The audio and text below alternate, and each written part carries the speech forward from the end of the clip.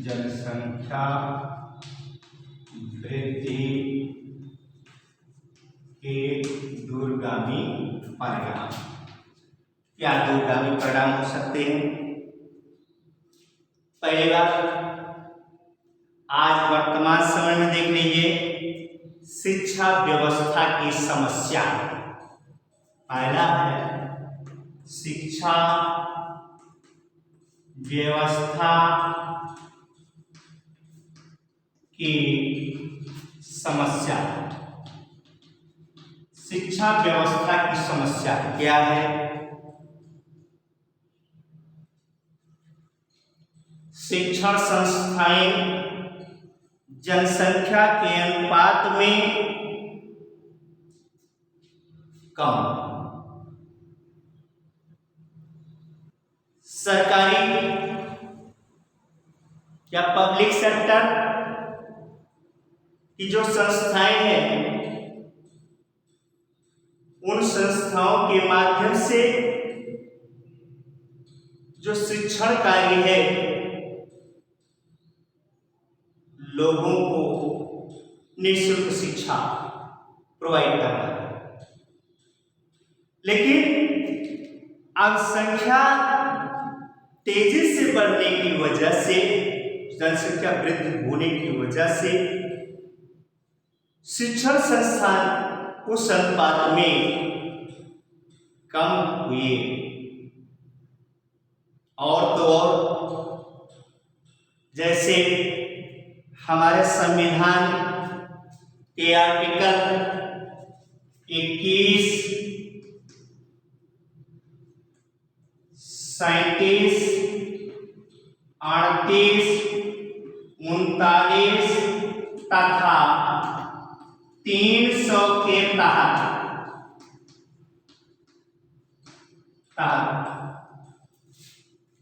किसी भी सरकारी संपत्ति का निजीकरण नहीं किया जा सकता। जिसमें आप देखेंगे इंदिरा साहनी के आधार पर जो कोर्ट से भी बयान आए कि सरकारी या पब्लिक सेक्टर के शिक्षण संस्थानों को बढ़ावा देना चाहिए। इस आर्टिकल के तहत यदि कोई भी सरकार ये निजीकरण का मामला, प्राइवेटाइजेशन का मामला ले आती है तो उसे राष्ट्रद्रोह या देशद्रोह के अंतर्गत रखा जाता है या सरकार को बर्खास्त नहीं किया जा सकता। तो इसमें क्या है, निजीकरण होने पर भी, प्राइवेटाइजेशन होने पर भी समस्याएं उत्पन्न होंगी। क्या? अपनी स्थिति के अनुसार शिक्षा, जब कभी अध्ययन से आप देख रहे हैं कि यहाँ की जो संख्या है अधिकतर गरीब है, निर्धन है, वो किस तरह से हायर लेवल में अपने बच्चों के फीस को अदा करेगी? क्या ये इससे सुनिश्चित हो पाएगा?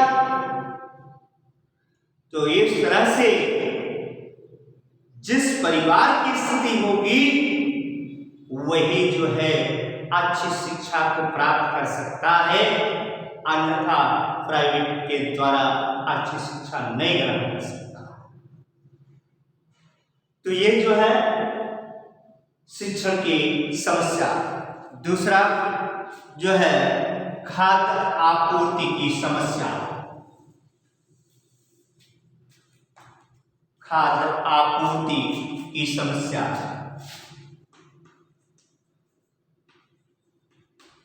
खाद्य आपूर्ति की समस्या। खाद्य आपूर्ति की समस्या क्या है कि जब संख्या अधिक होगी तो जो खाद्यान्न है, पोषण है, पोषण की समस्या आएगी। उचित रूप में ठीक प्रकार से बच्चों का पालन पोषण नहीं हो सकता है। उन्हें जैसे प्रोटीन है, विटामिन है, खनिज तत्व है, ये भी पर्याप्त मात्रा में नहीं मिल सकता। नतीजा क्या होगा? वो कुपोषण के शिकार होंगे और इससे जो है कुपोषण से क्या होगा? जो शिशुओं में है तरह तरह के रोग व्याप्त हो जाएंगे। समस्या अगला है रोजगार की समस्या। रोजगार की समस्या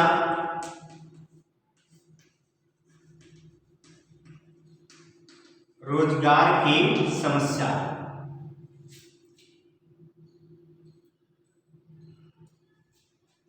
आज देखें, रोजगार ढूंढने के लिए अभी आप देखिए इस कोरोना महामारी में, वैश्विक महामारी में ये पता चल गया होगा लोगों को कि कहां कहां तक लोग अपने रोजगार की तलाश में भटक रहे हैं और इस महामारी के चलते लोग जो है कहां से इस छोर से उस छोर तक पैदल चल करके लोगों ने अपने घर की यात्रा तय की है। ऐसा क्यों? अगर हमारे क्षेत्र में वो कंपनियां होती, पास में कंपनी होती, तो यहाँ की पब्लिक जो है, पास की पब्लिक जो हो वो दूर दराज तक न जाती, यहाँ पर कार्य करती। लेकिन अब जनसंख्या के अनुपात में जो रोजगार के साधन हैं, रोजगार के साधन कम, जिससे रोजगार पाने में समस्या उत्पन्न होती है। अगला क्या समस्या है? स्वास्थ्य एवं चिकित्सा सेवा समस्या। स्वास्थ्य एवं चिकित्सा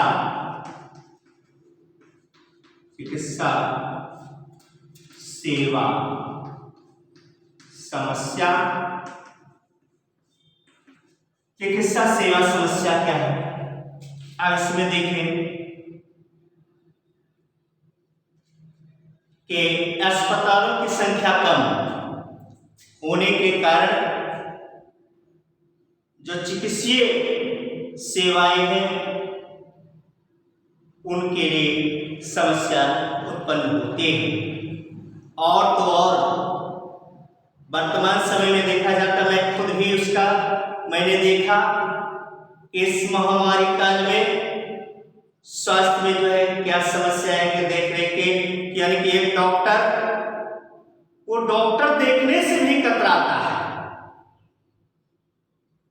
कितने तो ऐसे हैं कि जो कि अब पता नहीं उनको जानकारी है या नहीं है, उनको ये अगर आप पूछे उनसे, ये बताइए डॉक्टर साहब क्या हम ठीक हो जाएंगे, तो उनका एक यही कथन होता है, अगर भगवान चाहेंगे तो आप ठीक हो जाएंगे। उनको ये भी नहीं पता है कि हम आपको दिखाने आए हैं, आपसे दवा लेने के लिए आए हैं या किसी भगवान से दवा लेने के लिए आए हैं।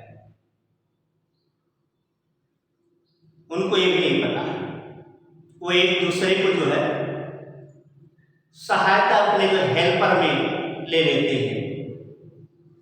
और तो और जैसे हम सब हैं, यहाँ पर हमारी चिकित्सा हो जाती है, लेकिन जो प्राइवेट सेक्टर के हैं उसमें जो हमारे पास उतने पैसे हैं और ना तो हमारी वहाँ तक उतनी पहुँच है जहाँ पर हमारे मरीज का इलाज ठीक प्रकार से हो पाता है। पता चलता है कि वो मरीज रास्ते में ही दम तोड़ देता है या धनाभाव के कारण उसका जो है इलाज ठीक प्रकार से नहीं हो पाता है। अगला आवास की समस्या। आवास की समस्या। आवास की समस्या क्या है? आज आप देख रहे हैं सड़क के किनारे से गुजरिए तो देखने में अच्छा खासा दिखाई दे रहा है कि मेरे देश में कितने लोग अच्छे अच्छे घरों में निवास कर रहे हैं। लोग फुटपाथ पर लेटे हुए हैं, झोपड़पट्टियों में रह रहे हैं, बड़ी नाजुक स्थिति में रह रहे हैं। तो ऐसे में क्या है, ऐसा क्यों हुआ, इसका जिम्मेदार कौन है? इसका जिम्मेदार हम सभी, क्योंकि संख्या बढ़ी, संख्या बढ़ने से संसाधन की कमी, जिसकी वजह से फुटपाथ पर रहने के लिए लोग मजबूर हुए, आवास की समस्या आई। अब आते हैं कि जनसंख्या वृद्धि पर नियंत्रण कैसे किया जाए। तो जनसंख्या वृद्धि पर नियंत्रण।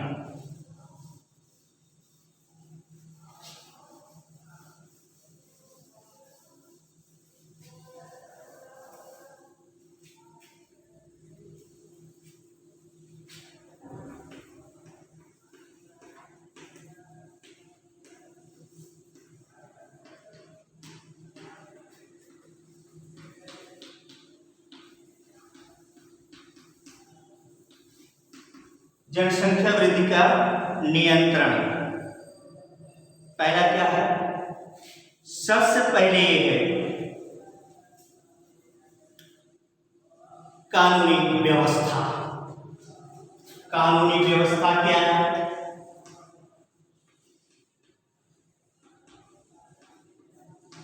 कानूनी व्यवस्था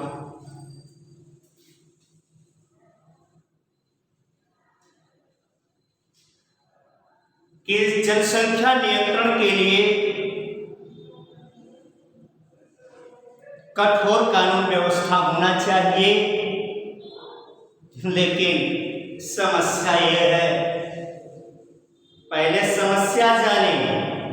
क्या कुछ लोग आएंगे तो वोट लेने के लिए बोलेंगे कि भाइयों देखो, उन लोगों के पास तो इतनी संतानें हैं, अपनी संतानों को बढ़ा रहे हैं, आप लोग भी एक एक लोग 10-10, 12-12 बच्चे पैदा कीजिए।